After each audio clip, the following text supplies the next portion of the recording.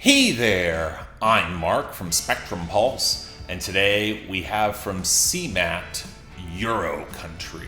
I feel kind of late to the party with CMAT, although given she hasn't quite seen crossover to this side of the Atlantic, I shouldn't be surprised. But honestly, given her sound, I'm not sure that's a good enough excuse. An Irish indie pop alternative country singer-songwriter who broke out in the early 2020s after a stab into hyperpop that didn't quite work, she found more of her niche in a peculiar blend of Irish Celtic melodic foundations and orchestration. Her lilting exuberance that put me in the mind of Kate Bush with a smattering of Sierra Farrell and Candice Knight, and yearning lyrics and a very welcome sense of humor that felt more strikingly modern in the word choice in stark contrast to a slightly more traditionalist stylism and framing. Now, her 2022 debut did a fine enough job laying down that formula. 2023's Crazy Mad for Me added more lush orchestration, although it was kinda questionable how well that oddly compressed mix really flattered the formula. And now we've got EURO-COUNTry, where she's actually seen some mainstream crossover, somewhat thanks to TikTok, around the British Isles and Ireland, as this is promised to be her most exuberant and polished album to date. And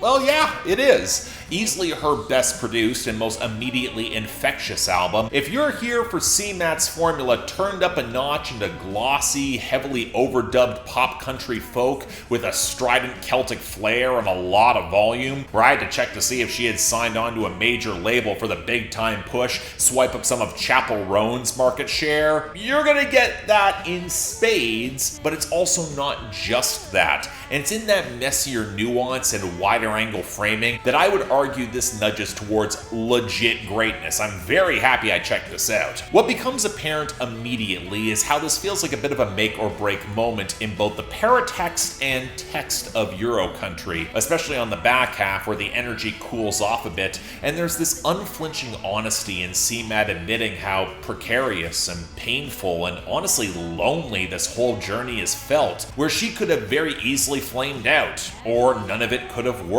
She could have conformed into what folks might expect of women in modern relationships as described on the lead-off single Running Planning, even if that's a process that she barely seems to understand and would just feel like going through the motions unnecessarily with probably the wrong person. Not sure that would have been my choice for a lead-off single, to be honest. It's pretty catchy, I like the fiddle, but purposefully never getting out of second gear leaves it feeling a little stymied. It could have done a little more, might be the weakest song on the entire project. And yet from there, CMAT expands and grounds a lot of that precarity and loneliness, blows it up to a bigger scale. Very early on the title track as the drums boom around all the pedal steel, describing the 2000s boom and bust of the Irish economy, where she feels like the national identity was sapped by overambitious capitalist investment joining into the euro, and when the 2008 financial crisis happened, it hollowed out any deeper hope of prosperity in the homeland,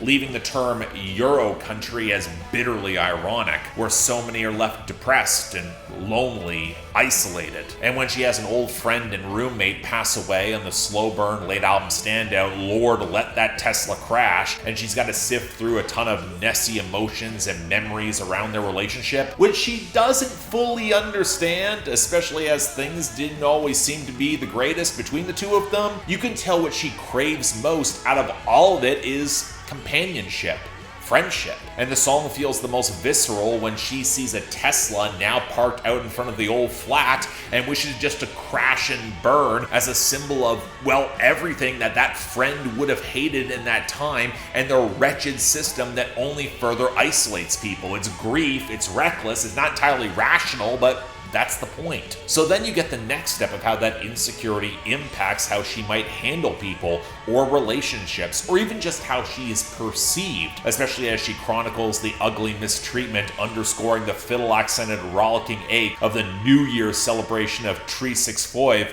and a hookup that is happening for really all of the wrong reasons, or how amidst the oily overdubs on the pop country TikTok breakthrough Take a Sexy Picture of Me, she plays into the desperate feeling objectification to make both process amidst aging and perception as uncomfortable as possible, but to be desired she's gonna do all of it anyway. From the guilt that racks the utterly terrific When a Good Man Cries, when she mistreats him in her own insecurity around love, which ramps up to damn near religious angst for the driving bridge as the fiddle wails, to the plastic acoustic wallow of the older song Coronation St, where she probably will admit in the jealous, powerless stagnation that she is her own worst enemy, to the feverish breakdown across the Jamie Oliver Petrol Station, where her admitted irrational angst and hatred of this celebrity chef in England tumbles through this kaleidoscope of internal contradictions of jealousy and guilt as the steady groove supports this increasingly oversaturated Britpop maelstrom. All of it is speaking to someone who has experienced real trauma and pain and can feel on the brink of desperate breakdown, where she is acutely aware of every anxiety, internal or external, clawing at her back,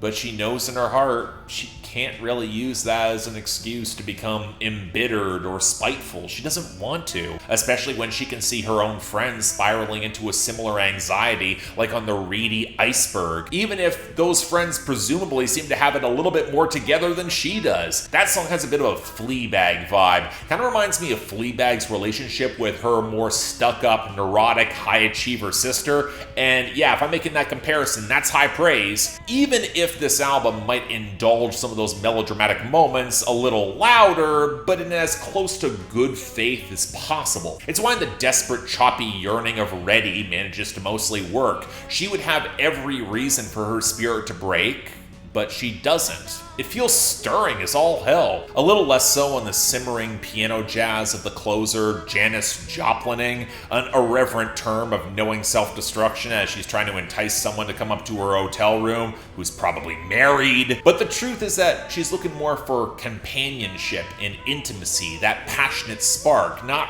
really pushing that far further. For as much as she can't control, coming together might be just enough. And where this album reaches its peak for me is that millennial fervor, the naked honesty to let it all careen into the walls, take it all in. Which is probably why, for the most part, this album is at its best when it's at its loudest and boldest, where it becomes this strident argument for its own success in both text and metatext. After the incredible run in the first half, it does kind of lose some momentum, and CMAT's tendency to let songs fully stretch out means it does start feeling its length, especially when the energy starts to flag. But if I'm going to pull all this together, damn, I was inclined to love this album on the aesthetic blend alone of this brand of old-fashioned pop, country, Celtic folk, with CMAT's huge presence and the cinematic scale of these hooks, but tack on the high-stakes, go-for-broke, morally ambiguous swings, and you've got something special indeed. I'd struggle to call it among the top contenders of 2025. Some textural choices like the oily touches on Take a Sexy Picture with Me feel like slight missteps, and the back half is distinctly weaker,